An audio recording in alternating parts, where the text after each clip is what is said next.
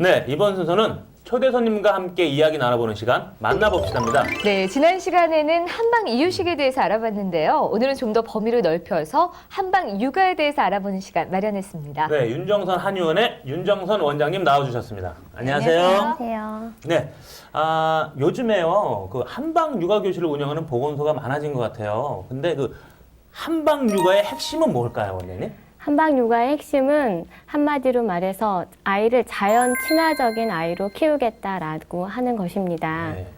네. 요즘은 아이가 스스로 자연적으로 얻어야 되는 것들을 부모님들이나 주변에서 인위적으로 차단하는 경우가 많습니다. 예를 들어서 이제 아이가 열이 날 때 이거는 열이 난다고 하는 것은 몸속에 나쁜 기운하고 밖에 나쁜 기운하고 몸속에 좋은 기운이 싸우고 있는 그런 뜻인데요. 그 열을 그런 시간을 갖지 못하게 하고 바로 해열제를 투여한다든가 해서 아이가 스스로 생길 수 있는 저항력을 갖지 못하게 차단하지 말고 아이 스스로 그런 나쁜 기운을 이겨내는 힘을 키우도록 도와주는 육아를 하겠다라는 뜻입니다. 궁금한 게 저는 하나 있는데 그 타고난 것이라고 이제 말씀을 해주셨잖아요. 네. 자라면서 체질이 바뀔 수도 있나요, 그러면? 체질은 사상의학적으로 볼 때는 바뀌진 않습니다. 나타나는 보여지는 증상이라든가 보여지는 성향 자체가 다르게 그거는 이제 같은 체질을 타고 나더라도 커가는 환경이라든가 뭐 먹는 식습관 그다음에 받는 교육에 따라서 나타나는 게 조금 다를 뿐이지 체질은 바뀌지는 않습니다. 개선된다고 말씀을 하죠. 네, 그 아이들을 보면 유난히 감기를 이렇게 달고 사는 맞아요. 친구들이 네. 있어요. 그렇죠? 네.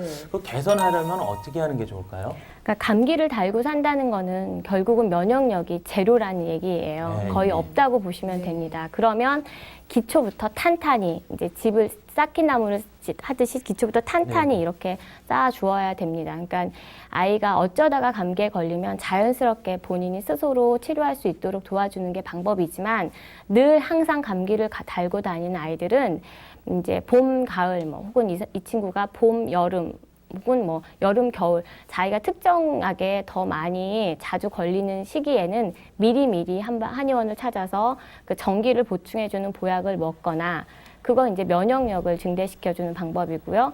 그 다음에 아이가 감기가 다 앓고 난 다음에 그 다음에 내 몸에 바른 기운을 바로 잡아주는 정기를 바로 잡아주는 한약으로 마무리를 해주거나 하는 방법이 꼭 필요합니다. 알겠습니다. 그 엄마들 중에는요, 태열하고 아토피 있잖아요. 이 두 가지를 좀 같은 것으로 아는 분들도 많이 계시더라고요. 다른 어떤가요? 영유아기에 발현되는 아토피가 태열이라고 보시면 됩니다. 네. 근데 꼭 태열이 아토피로 진행되지 않는 경우도 많이 있습니다. 네. 그러니까 예전에 어른들이 이제 태열이 있으면 아이들은 이제 시원하게 키워라 네. 이렇게 많이 하셨는데 이제는 이제 그게 아토피가 될까봐 많이 걱정을 하시는데요. 조금 더 현명하게 기다려주고 아이 열이 특별한 고열이나 이런 게 아닐 때는 이제 2, 3일 정도 기다려주시고 아이를 청결하고 그 다음에 시원하게 키우는 게 태열을 예방하는 방법이고요. 그러면 지금 말씀을 듣고 보니까 태열을 잘 관리하는 게 중요한 그렇죠. 것 같은데요. 네. 예. 네. 그 아토피로 진행되지 않도록 하려면 어떻게 하는 게 좋을까요? 태열은 이제 뱃속에서부터 사실은 엄마가 조심을 하셔야 돼요.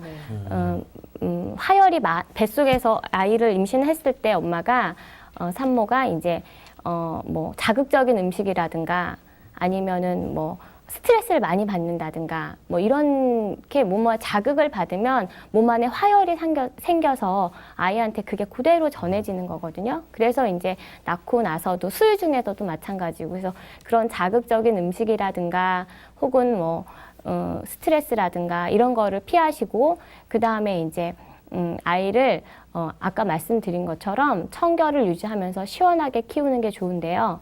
옛날에 동의보감에 보면 아이는 덥지 않게 하고 그 다음에 오래된 면으로 된 옷으로 깨끗하게 그러니까는 이렇게 부드럽고 이제 그런 면옷으로 그러니까 입혀주고 그다음에 맑은 날씨가 좋을 때는 밖에서 뛰어놀게 하라고 그런 말이 있습니다. 그 아이들 중에는 밥을 좀 잘 먹는데도 불구하고 먹는 거에 비해서 좀 왜소한 아이들이 참 있는 것 같아요. 왜 그런 걸까요? 그런 거는? 예, 그런 아이들이 한의원에 엄마가 걱정스러우셔서 많이 오십니다. 보약을 먹여야 되지 않을까. 근데 정상적인 아이들도 굉장히 많습니다. 근데 이제 그러면서 다른 증상을 같이 겸해지는 경우에는 치료를 해야 되는데요. 보통 아이들이 이제 화열이 많이 뜰 때, 원래부터 아이들은 순양지체라고 해서 열이 많은 아이들인데 그 아이들이 뭐 스트레스를 받거나 혹은 뭐 다른 식습관을 잘못 조정을 했거나 해서 화열이 생기는 경우에 그런 경우에 이제 그 열을 꺼주는 치료 방법을 선택을 해야 되는데요.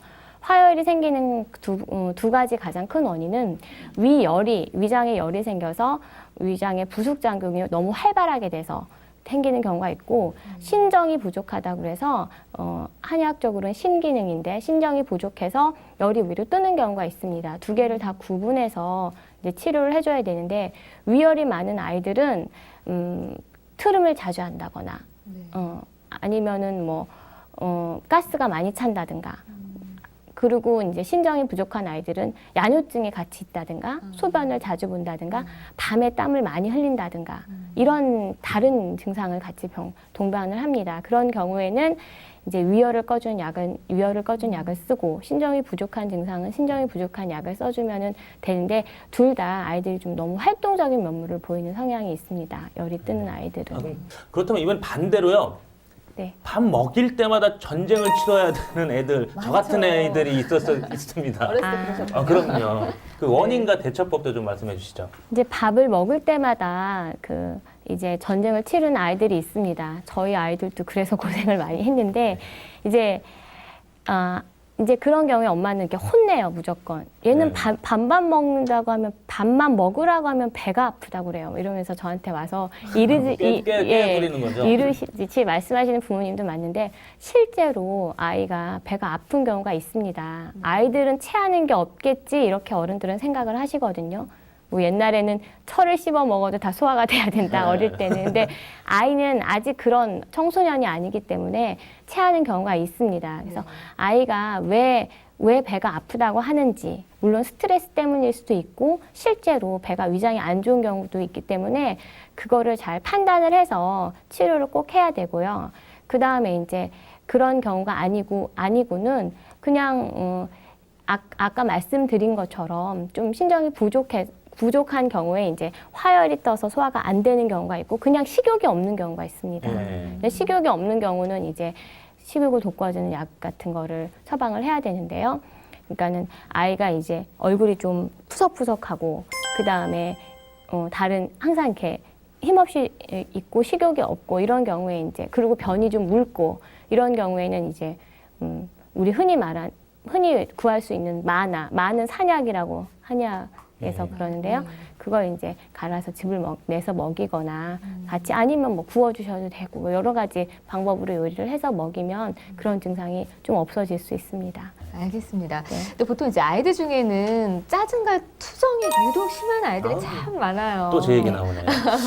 이럴 때 어떻게 하면 좋을까요? 원래 타고난 성격이 짜증이 많거나 뭐 투정이 심한 아이들도 있습니다. 근데 평소에는 그러지 않던 아이가 갑자기 이제 짜증을 내거나 이제 투정을 부리거나 이렇게 하면 이제 그 원인을 찾아줘야 되는데 너무 많은 스트레스를 받아서 짜증을 부리거나 그러는 경우도 있고요.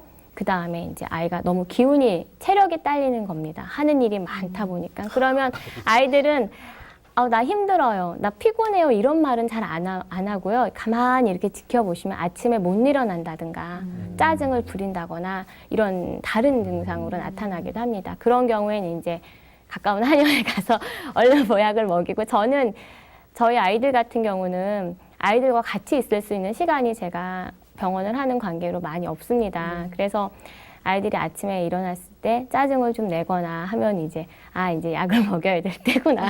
이렇게 이제 농담으로 얘기를 하죠, 우리 아이한테. 근데 그러는 날은 이제 데리고 얘기를 해보면 뭐 이래서 힘들어요. 뭐가 늘어났어요. 뭐가 어떻습니다. 라고 말을 꼭 하거든요. 그래서 아이하고 충분히 대화를 많이 하고 그때 맞춰서 처방을 해주는 게 중요합니다. 엄마가 뭐를 덜 하게 한다든가 스트레스를 덜 받게 한다든가 아니면 진짜로 피곤하면 이제 한약을 먹이는 것도 방법이 되겠습니다. 예, 알겠습니다. 근데 사실 요즘 아이들이 안 먹는 것도 좀 걱정이지만 또 요즘 또 너무 먹어서 걱정하는 엄마들도 좀 많이 있거든요. 좀 살찐 아이들은. 예, 네. 저 같은 아이들인데요.